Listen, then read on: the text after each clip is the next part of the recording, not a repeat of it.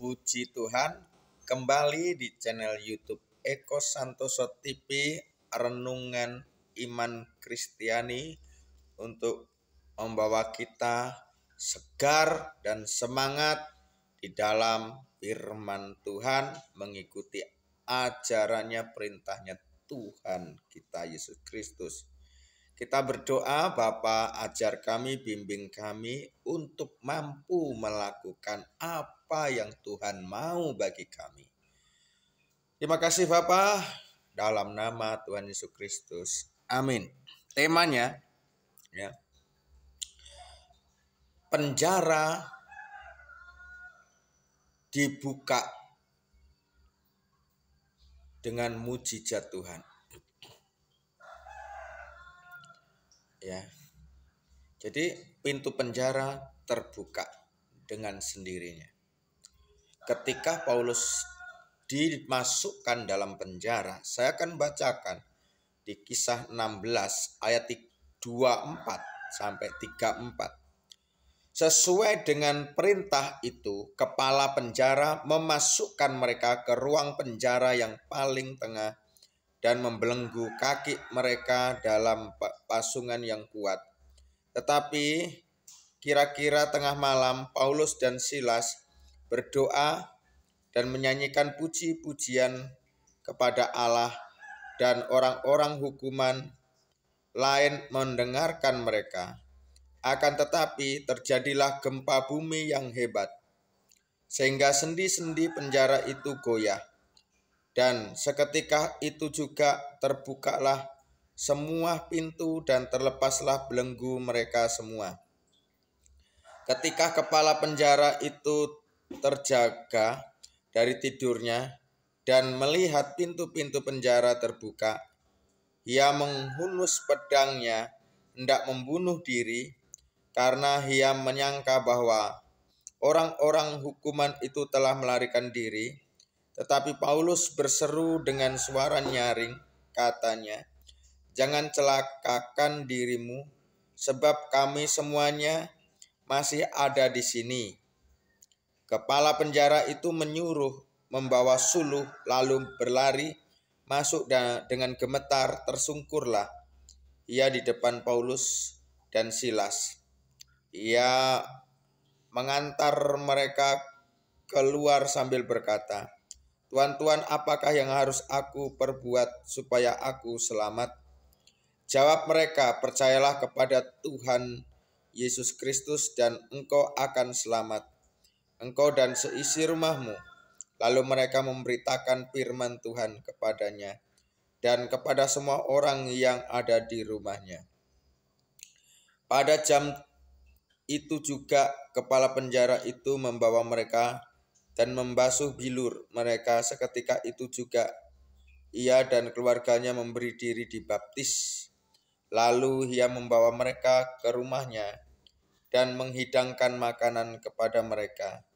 Dan ia sangat bergembira bahwa ia dan seisi rumahnya telah menjadi percaya kepada Allah. Luar biasa. Jadi ketika si Paulus dan temannya dimasukkan ke dalam penjara, ya, di situ di ayat 25, tetapi kira-kira tengah malam Paulus dan Silas berdoa dan menyanyikan puji-pujian kepada Allah, dan orang-orang hukuman lain mendengarkan mereka.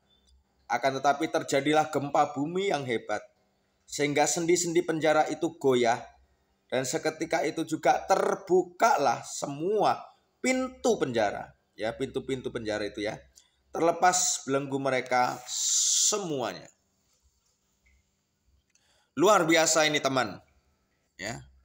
Hanya dengan doa, hanya dengan bernyanyi menyenangkan Tuhan, itu pintu-pintu sel, kunci-kunci, pintu-pintu, rantai-rantai belenggu itu terbuka, sendi-sendinya terlepas, terbuka. Tapi anehnya yang di penjara itu tidak keluar, tidak lari. ketika penjaga penjara mau bunuh dirinya karena dilihatnya pintunya terbuka, dikira sudah melarikan diri semua. Rupanya masih di dalam.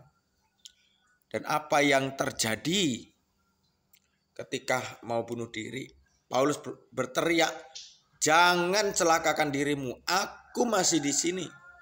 Sehingga si penjaga itu datang, tersungkur di kaki Paulus. "Apa yang aku harus lakukan supaya aku selamat? Karena pintu penjara sudah terbuka, nanti kena hukuman. Percayalah kepada Yesus, dibaptis, maka kamu akan selamat." Dan ketika itu penjaga-penjaga itu menerima Yesus dari mulut dan hati dan dibaptis, dan penjaga-penjaga itu memberi makan kepada Paulus yang tadinya di penjara. Sisi keluarga diselamatkan. Nah, ini sangat luar biasa, tidak masuk di logika. Dengan doa dan pujian itu pintu penjara dibuka. Nah, mari, pintu penjara apa yang mempenjarakan kita? Mungkin kita dibelenggu oleh dosa, mungkin kita dipenjara oleh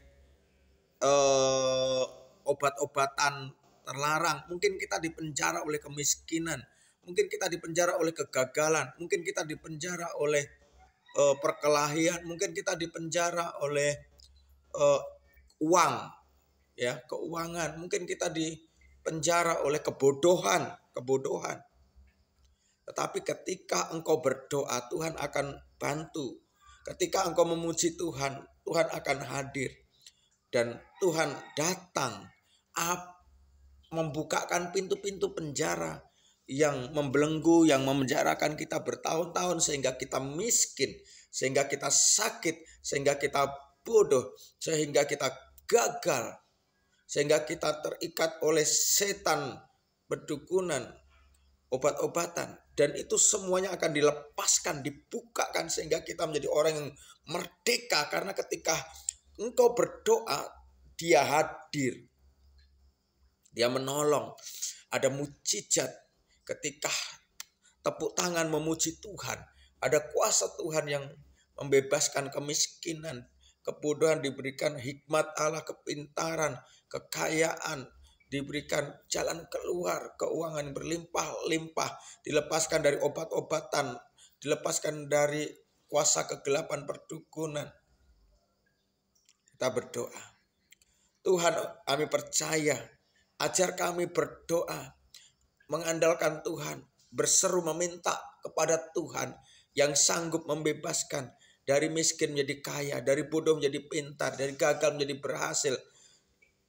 Ikatan-ikatan obat-obatan terlarang dibebaskan, dilepaskan. Kutuk-kutuk perdukunan di setan dibebaskan, dilepaskan oleh kuasa Yesus Kristus lewat doa, pujian, penyembahan. Ajar kami terus berdoa, ajar kami terus memuji Tuhan Yesus baik, dahsyat, dan luar biasa. Terima kasih Bapa. Haleluya, haleluya, amin. Salam. Jangan lupa share, subscribe, bagikan, like,